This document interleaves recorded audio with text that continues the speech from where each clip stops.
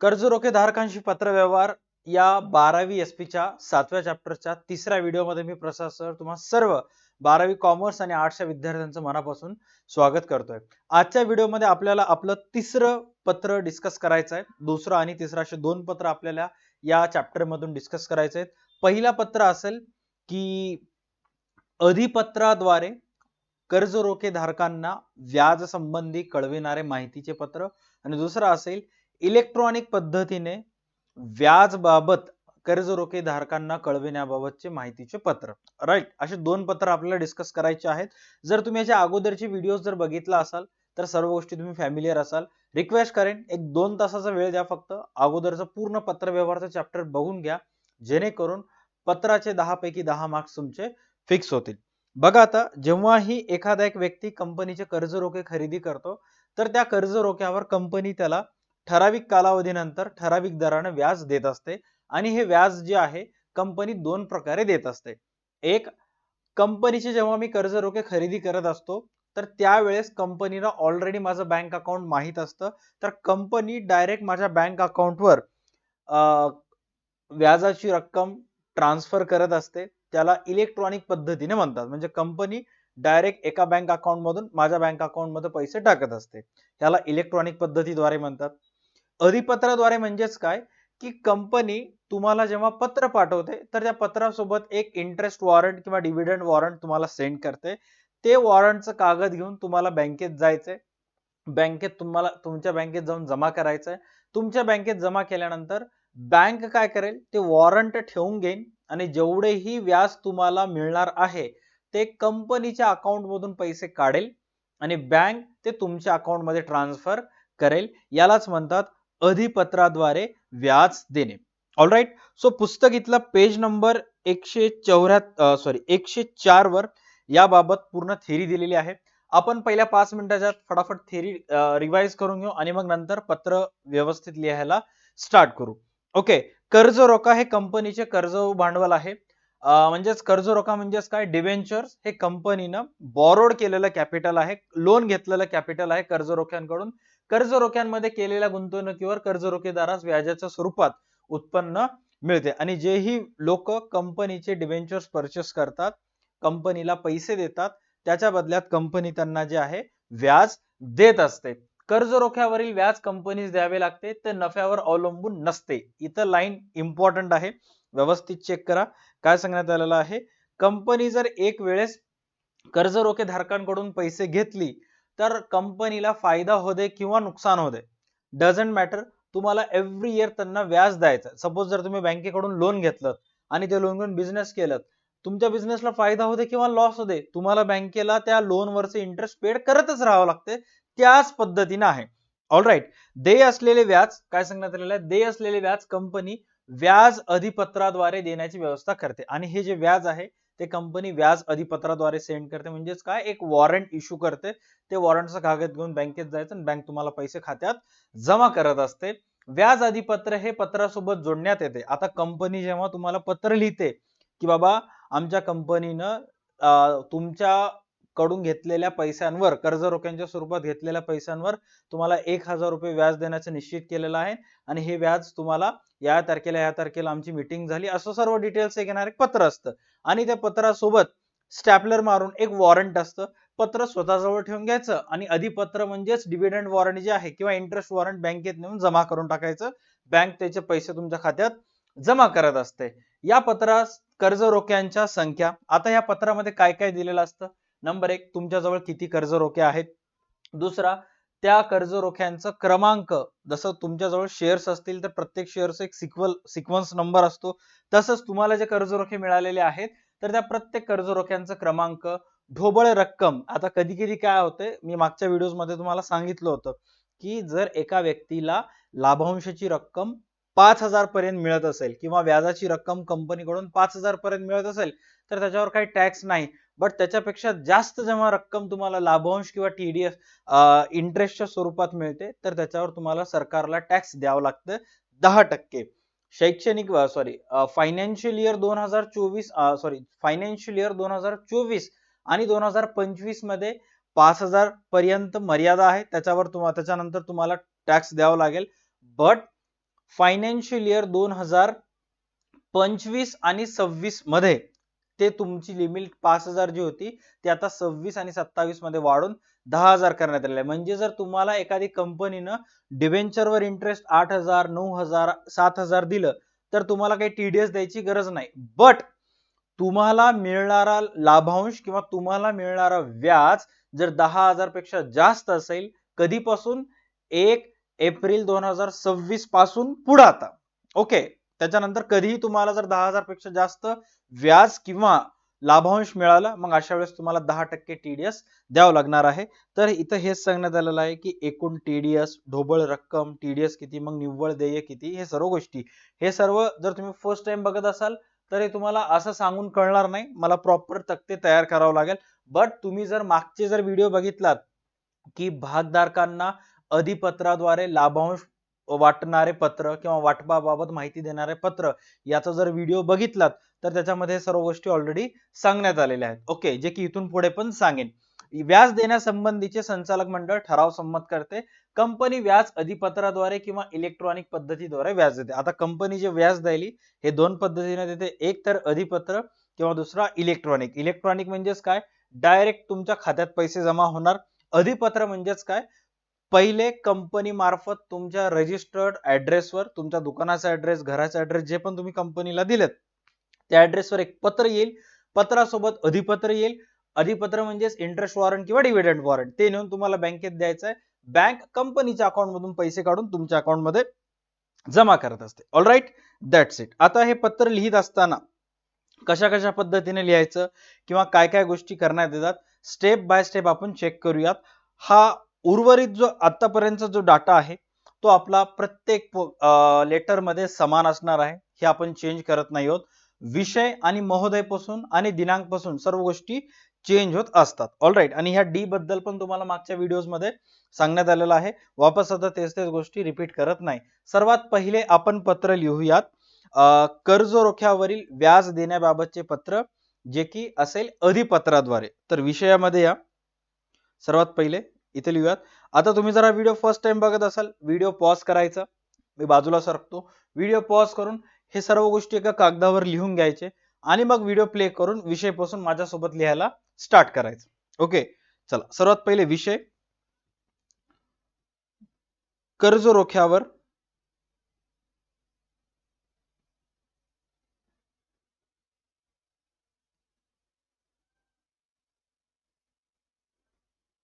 व्याज देण्याबाबत. कर्ज रोख्यावर व्याज देण्याबाबत कंसात मध्ये लिहू शकता अधिपत्राद्वारे.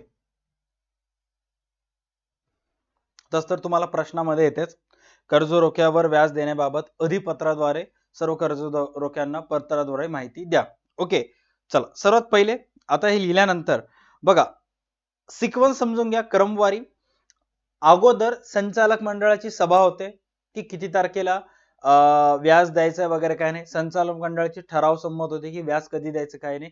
आणि मग एकदा ठराव संमत झाला की मग कर्ज रोखेधारकांना पत्राद्वारे कळविण्यात येते. आता आपण जे पत्र लिहायलो टाटा मोटर्स मार्फत राजेश पाटील यांना पत्र लिहायलो, याचा अर्थ इथं तुम्हाला ती तारीख लिहायची ज्या दिवशी तुम्ही पत्र लिहायलो. आपण पत्र कोणत्या दिवशी लिहायलो, 10 जून 2026 रोजी आपण पत्र लिहायलो. याचा अर्थ जी संचालक मंडळाची सभा झाली होती ती 10 जूनच्या अगोदर असेल. ओके, चला. मग महोदय मध्ये लिहिल्यानंतर समोर लिहायला चालू करा.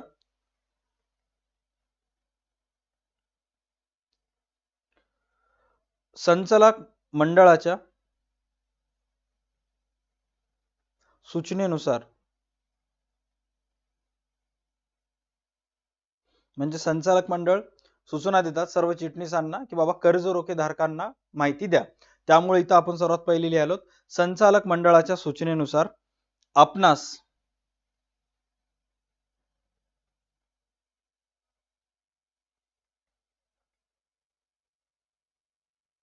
कळविण्यात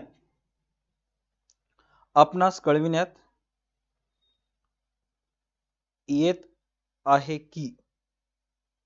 पत्र किती तारखेला लिहायला, 10 जून, म्हणजे संचालक मंडळाची सभा 10 जूनच्या अगोदर असेल तर इथे लिहायचं आपणास कळविण्यात येत आहे की. आता हे जे कळविण्यात येत आहे की थोडंफार मागे पुढे झालं तरी चालेल, तुमची भाषा आली तरी चालेल. ओके, लई पण आपली गावाकडची भाषा येऊन देऊ नका, नाहीतर मग ते एक्सपोज होऊन जातात. ओके, कळविण्यात येत आहे की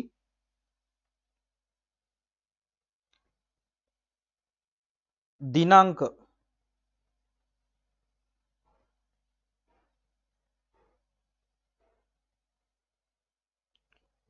5 जून 2026, तारीख जस्ट हायलाइट केलं मी, लक्षात यावं म्हणून.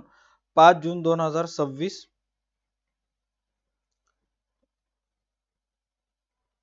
रोजी झालेल्या संचालक मंडळाच्या सभेत आपण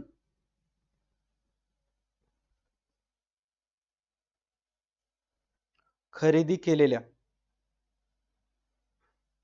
आता सर्वात पहिले चिटणीस इथं काय करायला आहे, राजेश पाटील यांना इन्फॉर्म करायला आहे की बाबा संचालक मंडळाने मला सूचना दिली होती आणि त्या सूचनेनुसार मी तुम्हाला माहिती द्यायलो की 5 जूनला संचालक मंडळाची सभा झाली आणि त्या झालेल्या संचालक मंडळाच्या सभेत तुम्ही जे कर्ज रोखे खरेदी केला होता, राईट, तर त्या खरेदी केलेल्या कर्ज रोख्यांवर तुम्हाला कंपनी लाभांश देत आहे, असं पहिल्या पॅरेग्राफ मध्ये तो लिहितो. खरेदी केलेल्या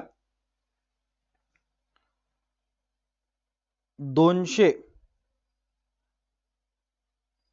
खरेदी केलेल्या 200,10% व्याजाच्या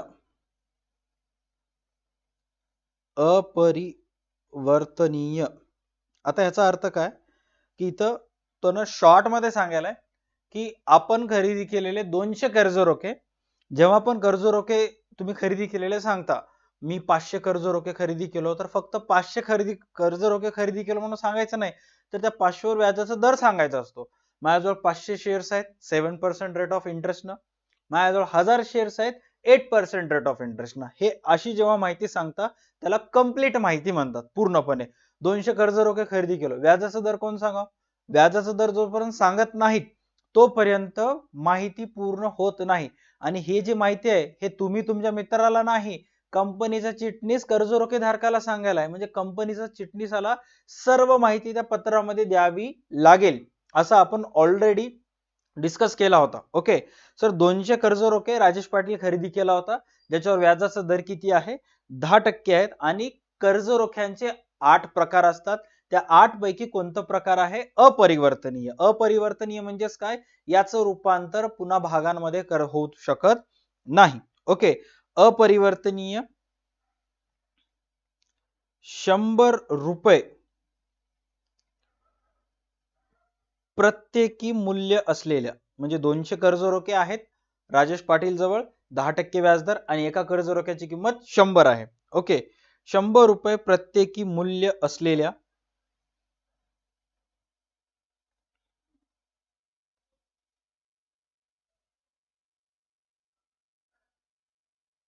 कर्ज रोख्यांवर व्याज देण्यासंबंधी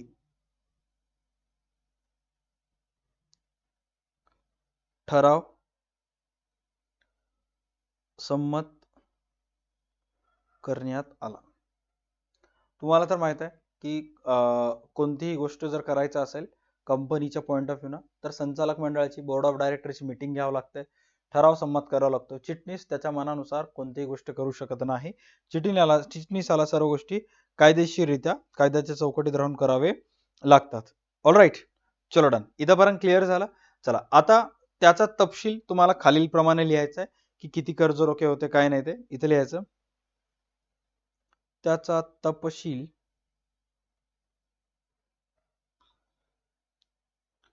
पुढील प्रमाणे, याच्यानंतरचा जो पत्र आहे त्याच्यामध्ये खूप सारे मिस्टेक्स आहेत इलेक्ट्रॉनिक पद्धतीने, कारण तुम्ही जर व्यवस्थित एसपी चा अभ्यास करत असाल, कधीही एखादी कंपनी इलेक्ट्रॉनिक पद्धतीने कर्ज रोखे धारकांना, सभासदांना माहिती देते, सभासदांना माहिती देते लाभांशाबाबत, कर्ज रोखे धारकांना माहिती देते व्याजाबाबत. तर इलेक्ट्रॉनिक पद्धतीने माहिती देत असताना त्या कर्ज रोखे धारकाचं बँक अकाउंट नंबर पत्रामध्ये येणं अनिवार्य असतं, कंपल्सरी. आता पुस्तकीमध्ये जर पुढचं पत्र बघितलं तर त्याच्यामध्ये बँक अकाउंट नंबर दिलंच नाही. सो असे काही छोटे छोटे मिस्टेक्स असतात. बोर्ड इग्नोर करतं, बट आपल्याला इग्नोर करायचं नाही, कारण त्यांची जे पुस्तक छापणारे आहेत ते छापून मोकळे झाले, त्यांना पैसे आले, त्यांना आता काही घेणं देणं नाहीये. बट नॉलेज आपल्याला गेन करायचं आहे. त्यांची 12वी झाली, ते बसले घरी. आपल्याला 12वी एकदाच येतं लाईफ टाइम मधून, आणि प्रॉपर तसा अभ्यास करायचा. ओके, चला आता तपशील जे आहे ते पुढील प्रमाणे. सर्वात पहिले कॉलम्स ड्रॉ करूयात. 7 कॉलम्सच्या आसपास तुम्हाला ह्याच्यामध्ये तयार करावं लागेल. सो पद्धतशीर मी तयार करतो व्यवस्थित.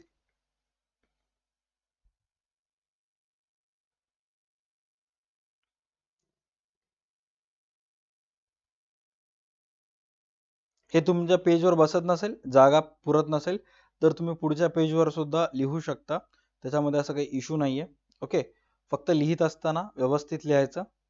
7 कॉलम्स आपल्याला याच्यामध्ये तयार करायचे. 4 झाले, हा 5वा आणि शेवटचा 6वा 7वा. Okay, done. सर्वात पहिले नंबर्स टाकून घेऊयात. 1 2 3 5 7.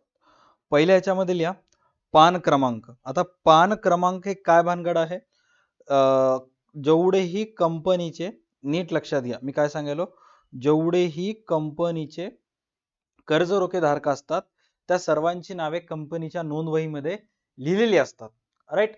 तर त्या नोंदवहीमध्ये राजेश पाटील जे कंपनीचे कर्ज रोखे आहेत, ज्यांना कंपनी पत्र लिहायली, तर यांचं नाव कितव्या नंबरला आहे काय नाही हे तुम्हाला लिहायचं असतं. ओके, सो राजेश पाटील यांचं नाव आपण लिहूयात इथं D250 तुमच्या मनानं. ओके, ही माहिती आहे. आता ह्याच्यानंतरची माहिती ही थोडंसं व्यवस्थित लिहायचं आहे.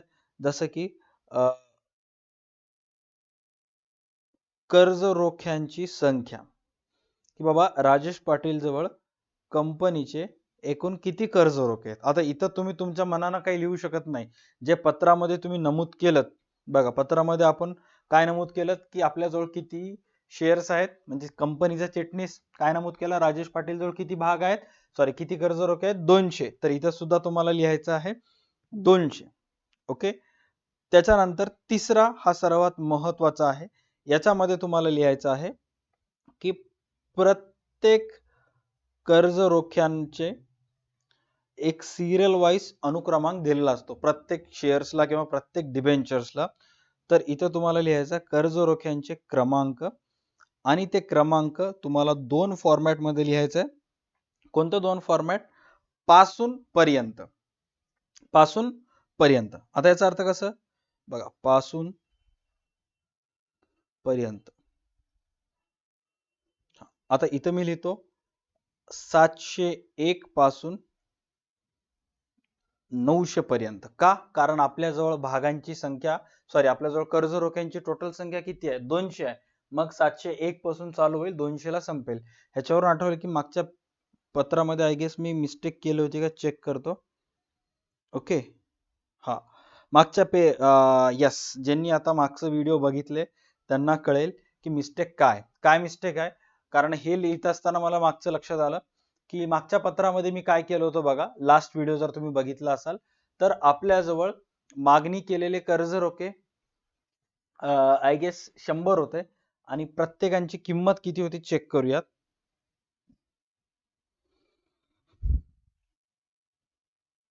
नाही, बरोबर आहे, 100चे 100 मी तेच म्हणलो एक गेस. 100 अपरिवर्तनीय होते. फक्त रुपये किती होते, 200 रुपयाचा एक शेअर होता. या पत्रामध्ये आपण 200 कर्ज रोखे खरेदी केले आणि प्रत्येकीचे मूल्य आहे 100. ओके, मागचं बरोबर आहे, काय मिस्टेक नाही. आणि हा सुद्धा बरोबर आहे. कर्ज रोख्यांची संख्या 200 आणि कर्ज रोख्यांचे क्रमांक 701 पासून 900 पर्यंत. ओके, हा कर्ज रोख्याचा सिरियल नंबर आहे. त्याच्यानंतर इथं तुम्हाला लिहायचं आहे व्याजाची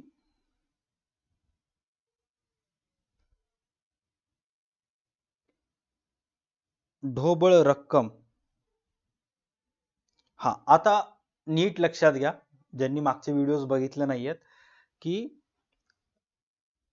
जेव्हा तुम्हाला कंपनी मार्फत व्याज मिळत असते, आता 100-200 शेअर असतील, मिळणारा व्याज पण 1000-2000 असतं. लोकांजवळ 10-10 हजार कर्ज रोखे असतात, 20-20 हजार कर्ज रोखे असतात आणि त्यांना मिळणारे जे व्याजच आहे ते 3 लाख 4 लाख रुपये त्यांना मिळणारच व्याज असतो.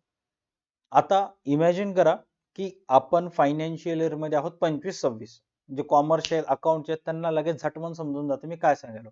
1 एप्रिल 2025 ला फायनान्शियल इयर चालू झालं, संपेल किती 31 मार्च 2013. Yes sir.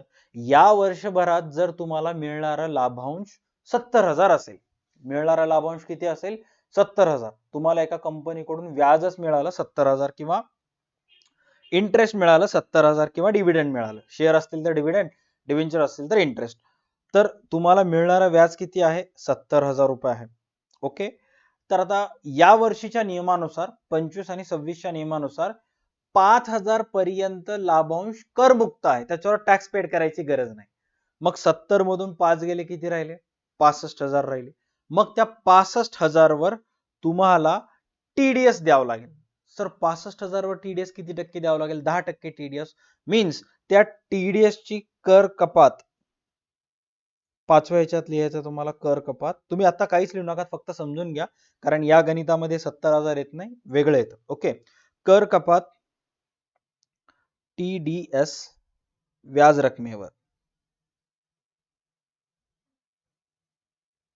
कर कपात टीडीएस व्याज रकमेवर 70,000 तुम्हाला व्याज मिळालं, 5,000 करमुक्त आहे, 5,000 माफ, शिल्लक किती राहिले 6,000, 65,000, 65,000 वर 10% 6,500, म्हणजे तुम्हाला 70,000 रुपयाच्या व्याजावर गव्हर्नमेंटला भरावं लागतील 6,500.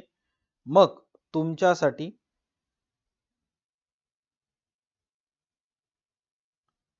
निव्वळ व्याज ज्याची रक्कम असेल 63,500.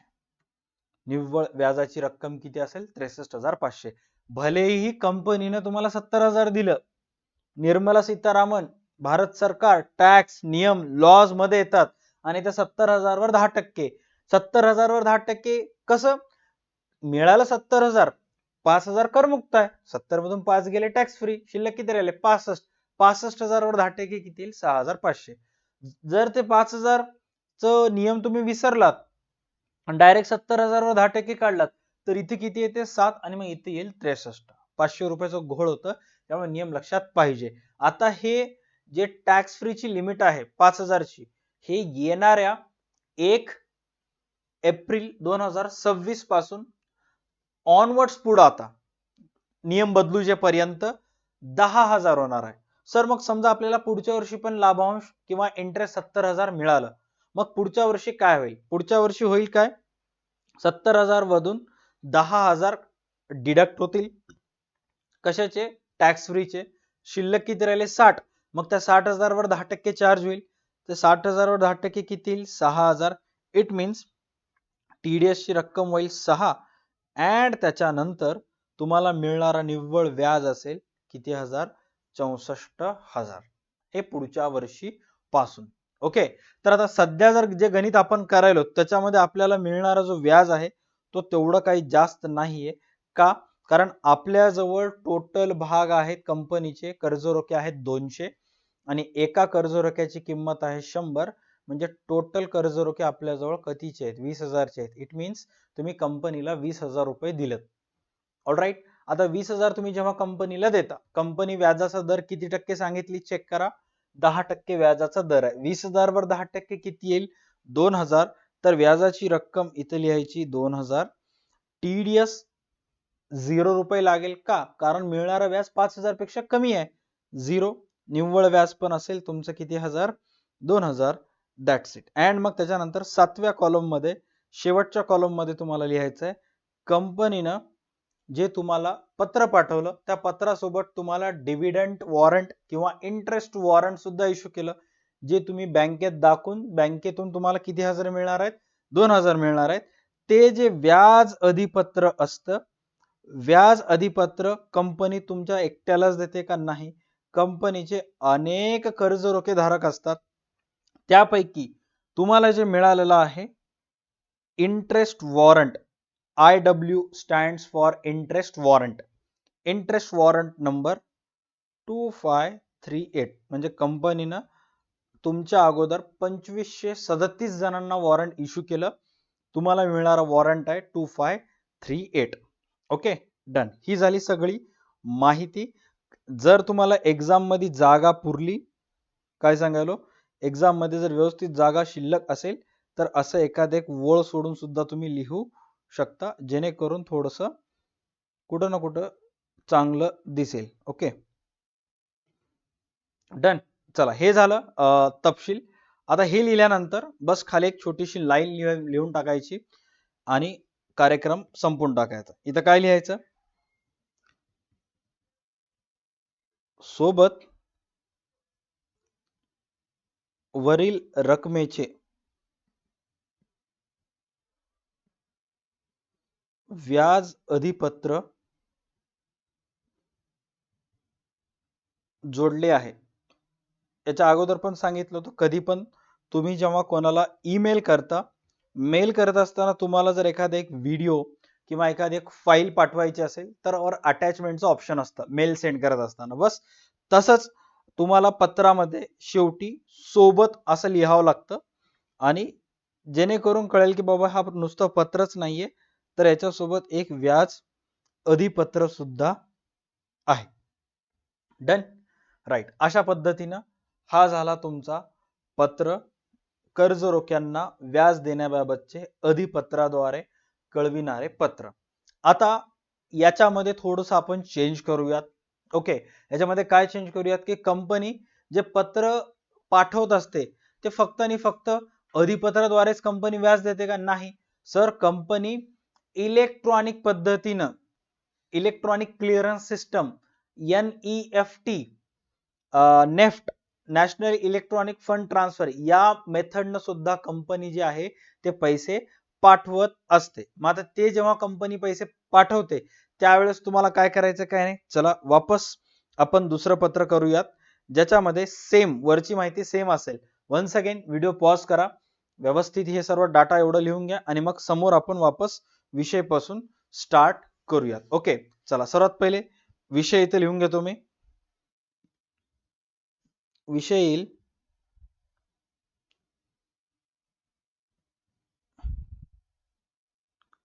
कर्ज रोख्यावरील व्याज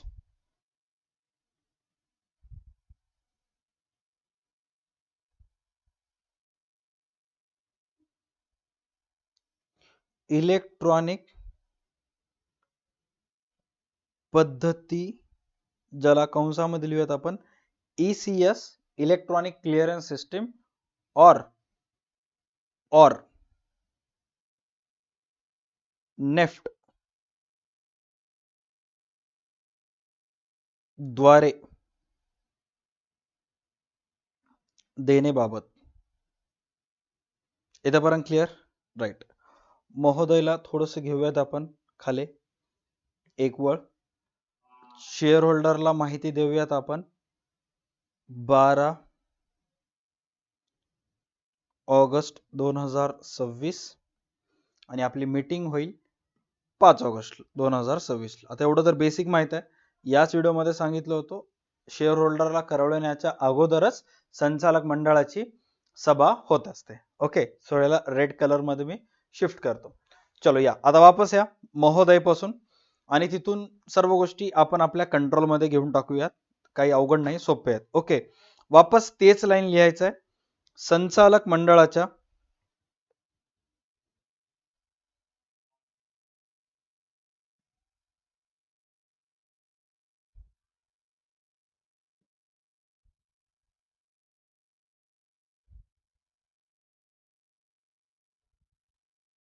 सूचनेनुसार संचालक मंडळाच्या सूचनेनुसार आपणास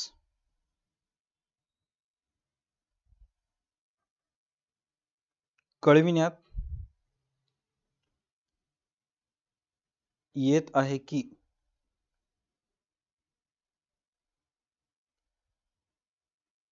दिनांक 5 ऑगस्ट 2026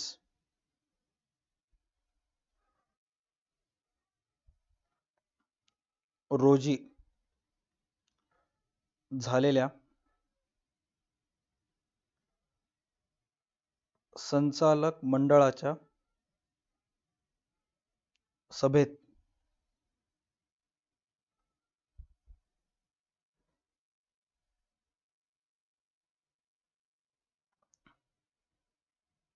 आपण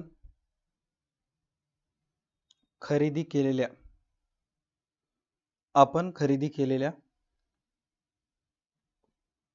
प्रत्येकी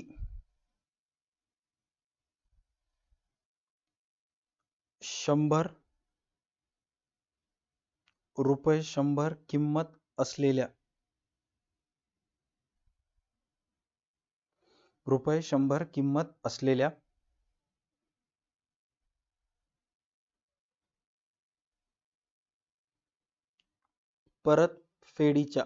परतफेडीच्या म्हणजेच काय की कंपनी ते पैसे काही कालावधीनंतर परत करते. परतफेडीचे असतात, न परतफेडीचे असतात, ज्याला इंग्लिश मध्ये रिडीमेबल, नॉन रिडीमेबल म्हणतात. ओके, ₹100 एका कर्जरोख्यांची किंमत आहे, जी की कोणत्या प्रकारचे कर्जरोखे आहेत?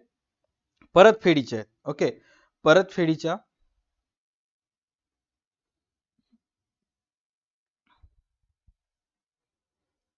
कर्जरोख्यावर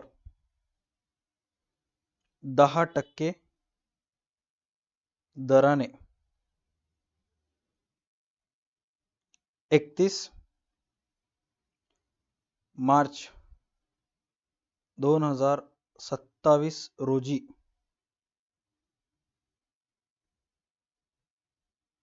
संपणाऱ्या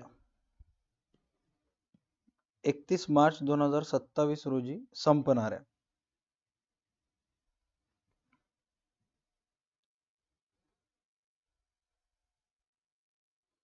वर्षासाठी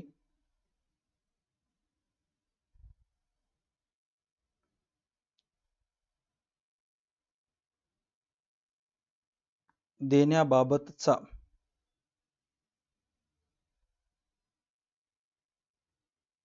ठराव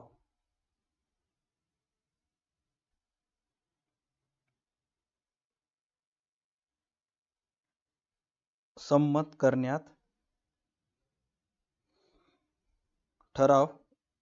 करण्यात आला. बघा इथे काय सांगायले की 31 मार्च 2027 ला. आता बघा डेट्स मध्ये कन्फ्यूज होऊ नकात की कोणती डेट काय. सर्वात पहिला हे जे सर्व डिस्कशन चालू आहे हे फायनान्शियल इयर 2026 आणि 27 आहे. ओके, आता मोस्ट प्रोबेबली कंपनीज काय करत असतात की 26-27 या पूर्ण वर्षभराचं कंपनी कसं परफॉर्मन्स केली काय नाही हे 26च्या एप्रिल, मे, जून, जुलै पेक्षा या महिन्यात काहीच कळत नाही, कारण पुन्हा आणखी 9 महिने असतात ना वर्ष संपण्यासाठी. आपलं कंपनीचं फायनान्शियल इयर वर्षभराचं कसं आहे काय नाही ते तुम्हाला मोस्ट प्रोबेबली जानेवारी, फेब्रुवारी, मार्च महिन्यात कळत असतं. बरोबर. आता 2026-27 मध्ये कंपनीचं एक्झॅक्ट परफॉर्मन्स कसं आहे हे तुम्हाला जानेवारी, फेब्रुवारी आणि मार्च या शेवटच्या 3 महिन्याचा जो क्वार्टर असतो त्याच्यामध्ये कळतं. आणि मग त्यानुसार कंपनी काय करत असतात, व्याज किंवा लाभांश देत असतात. बट आपण लाभांश न देता आपण कर्जरोख्यावरील व्याज द्यायलो, भलेही आपल्याला पुढच्या 6-7 महिन्यात फायदा होते किंवा नुकसान होते, आपल्याला तर व्याज द्यायचंच आहे. म्हणून कंपनी काय काय करतात की वर्ष संपायची वाट न बघता in between year August September मध्येच लाभांश किंवा व्याज देऊन टाकत असतात. आता इथं जी कंपनी आहे ते 5 ऑगस्टला मीटिंग घेतली, 5 ऑगस्ट 2026 ला, अँड लगेच लोकांना इन्फॉर्म सुद्धा केली. 12 ऑगस्टला लोकांना कंपनीचं फायनान्शियल इयर संपण्याच्या अगोदरच सगळ्यांना कंपनीनं व्याज देऊन टाकलं. आता ही जी डेट आहे ही कोणत्या फायनान्शियल इयर मधली डेट आहे? 1 एप्रिल 26 ते 31 मार्च 2027 ची डेट आहे. कंपनी 12 ऑगस्टला लाभांश द्यायली, वर्ष संपायला आणखी किती महिने आहेत? ऑगस्ट महिन्यात लाभांश द्यायली, ऑगस्ट 2026 मध्ये व्याज द्यायली, तर सप्टेंबर, ऑक्टोबर, नोव्हेंबर, डिसेंबर, जानेवारी, फेब्रुवारी, मार्च म्हणजे वर्ष संपायला आणखी 7 महिने बाकी आहेत, तरी लाभांश देऊन टाकायली किंवा व्याज देऊन टाकायली कंपनी. का? कारण कंपनीला माहित आहे वर्ष संपेपर्यंत आपल्याला फायदा होऊ दे किंवा लॉस होऊ दे, आपल्याला हे कंपल्सरी द्यायचं आहे म्हणजे द्यायचं आहेच. ओके, तर आताच देऊन टाका. डन. चला, त्याच्यानंतर ठराव संमत करण्यात आला. त्याच्यानंतर नेक्स्ट लाईन लिहायचं आहे, कंपनीने कर्ज रोख्यांवरील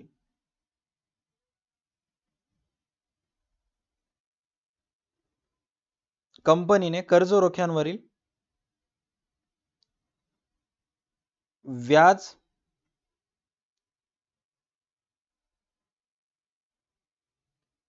देण्यासंबंधी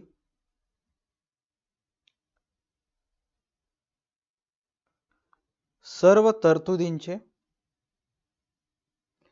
पालन सदर व्याज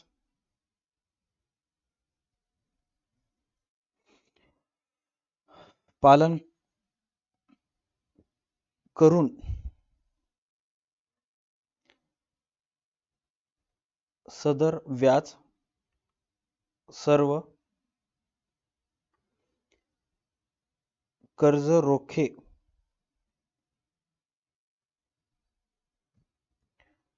धारकांना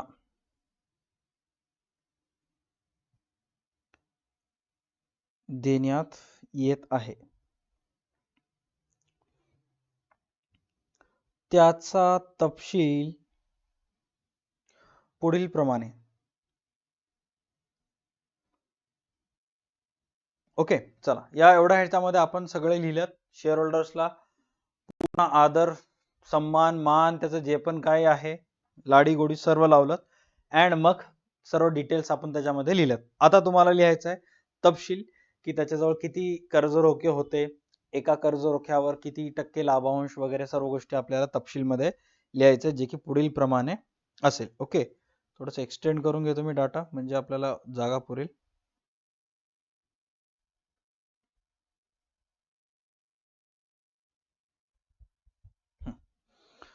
कॉलम्स तयार करा. पुस्तकीमध्ये एखाद मिस्टेक्स आहेत की बँक अकाउंट नंबर दिलेला नाहीये आणि इलेक्ट्रॉनिक पद्धतीने जेव्हा लाभांश वाटप करण्यात येतं कंपल्सरी बँक अकाउंट नंबर पाहिजे.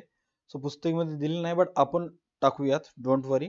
अँड जवळपास आपल्याला नंबर ऑफ कॉलम्स तयार करावं लागतील इथं, 7 कॉलम्स. ओके, पहिलं कॉलम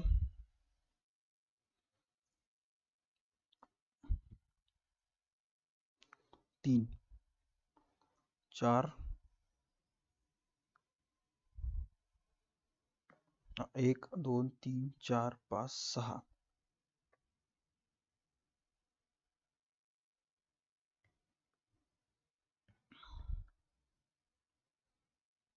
ओके, शेवटच्या याच्यामध्ये आपल्याला बँक अकाउंट नंबर लिहायचा आहे, ज्या खात्यात आपल्याला पैसे येतात. बँक अकाउंट नंबर 12 कडे असतो.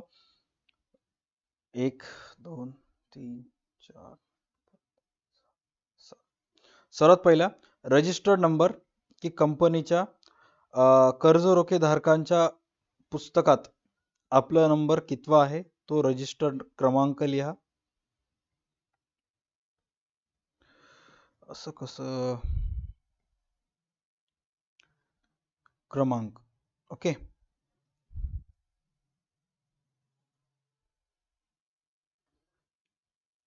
D 508. ओके, त्याच्यानंतर कर्ज रोख्यांची संख्या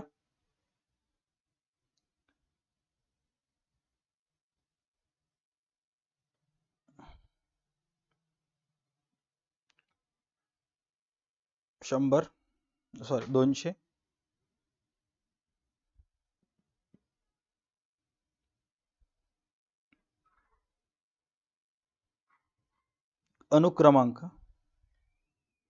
अनुक्रमांक म्हणलं पासून पर्यंत लक्षात ठेवायचं. ओके, पहिल्या याच्यामध्ये लिहायचं पासून, की तुमच्याजवळ जे शेअर्स आहेत त्याचा अनुक्रमांक किती आहे, पासून 601 पासून पर्यंत 700 800 पर्यंत. Okay,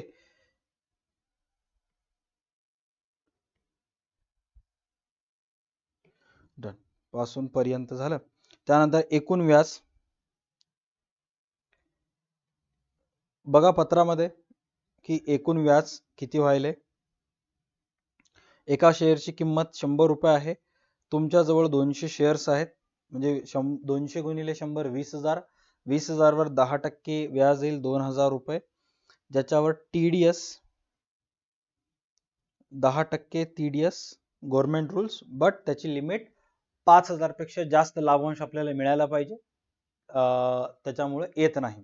okay, done. आणि 2026-27 जर पत्र आहे आणि ऍक्च्युअल वस्तुस्थितीशी ऍक्च्युअल परिस्थितीशी जर रिलेट केलात, ओके, तरी सुद्धा ह्याच्यावर लाभांश येत नाही, कारण 2026-27 मध्ये 10% होणार, 10,000 लिमिट होणार आहे. ओके, इथे तर आपल्याला मिळणारं व्याज किती आहे, 2,000 रुपये. त्याच्यानंतर निव्वळ व्याज सुद्धा 2,000. का? कारण TDS कटलं नाही. आणि बँक खाते क्रमांक, की तुमच्या कोणत्या बँकेच्या खात्यात पैसे जात आहेत, तर इथे तुम्हाला बँक खाते क्रमांक लिहायचा आहे. बँक खाते क्रमांक 12 अक्षरी असतो. सो इथं व्यवस्थित मी मॅनेज करेन. 55 66 16 17 18 20. ओके, रॅन्डमली मी टाकून टाकलं 55 66 16 17 18 20. डन. आणि मग इथं आपला विश्वासू टाटा मोटर्स करिता स्वाक्षरी कंपनीचा चिटणीस, अँड इथं फक्त एक लाईन लिहून टाकायची आहे, कळावे लोभ असावा टाटा बाबा टेक केअर, असं लिहून टाकायचं. ओके, चला लिहूयात. आपण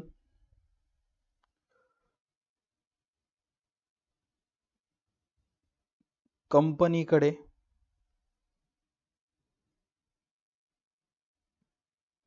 दिलेल्या बँक खात्याच्या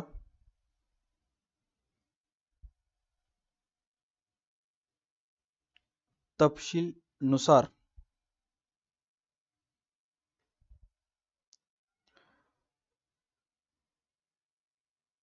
देय असलेल्या व्याजाची रक्कम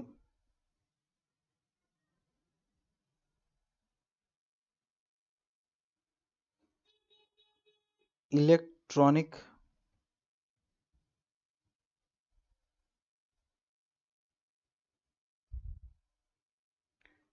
पद्धतीने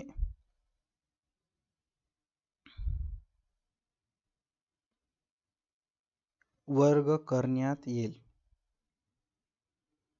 इलेक्ट्रॉनिक पद्धतीनं वर्ग करण्यात येईल म्हणजे इनडायरेक्टली ह्यानी थोडस इथं हात झटकून घ्यायलेत, की हात झटका इन द सेन्स की शॉर्ट मध्ये तुम्हाला इथं सांगायलेत, इथं कर्ज रोखे प्रमाणपत्र येत नाही. मागच्या वेळेस पण मी लिहिलो का, इथं व्याज अधिपत्र बरोबर आहे. इथं सोबत काय द्यायची गरज नाही. का सोबत काय द्यायची गरज नाही, कारण पैसे जे आहेत ते डायरेक्ट कंपनी, एक सेकंड हा, अगोदर मी ऍडजस्ट करतो नंतर बोलतो. हा, इथं मागच्या ह्याच्यामध्ये कंपनीनं व्याज अधिपत्र दिलं होतं, कारण मिळणारे जे पैसे होते ते कर्ज रोखे धारकांना व्याज अधिपत्राद्वारे मिळत होते, म्हणून मागच्या पत्रामध्ये आपण व्याज अधिपत्र असं तिथं स्पष्ट लिहिलं होतं अटॅचमेंट मध्ये, ज्याला मराठीमध्ये काय म्हणतात, सोबत.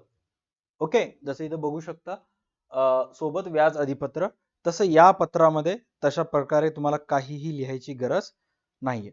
ऑलराईट, आणि हा अशा प्रकारचं पूर्ण पत्र येईल. पुस्तक मध्ये जर बघितलं तर इथं तुम्हाला बँक खाते क्रमांक देण्यात आलेला नाहीये. इथे जर बघताल निव्वळ व्याज देऊन त्यांनी मॅटर क्लोज करून घेतलेत बुक मध्ये. ओके, बट खालच्या साईडला लिहिलेत आपण दिलेल्या बँक खात्याच्या तपशीलनुसार, आणि हे लिहून इथलं एक कॉलम त्यांनी कमी केलेले आहेत, बट आपण आपल्या प्रॉपर पद्धतीने सर्व गोष्टी करायचं. ऑलराईट, अशा पद्धतीने 2 पत्र सुद्धा झाले. चॅप्टर नंबर 7 मधील आतापर्यंत 3 पत्र झाले. कर्ज रोखे वाटप पत्र, कर्ज रोख्यावरील व्याज वाटप पत्र अधिपत्राद्वारे आणि इलेक्ट्रॉनिक पद्धतीद्वारे. राहिलेले समोरचे जे 2 पत्र आहेत पुढच्या क्लासमध्ये आपण डिस्कस करूयात. आजच्या व्हिडिओसाठी एवढंच. भेटूयात पुढच्या व्हिडिओमध्ये. तोपर्यंत पाहत राहा तुमचा आवडतं युट्यूब चॅनल DH अकॅडमी. चला bye, take care and stay connected.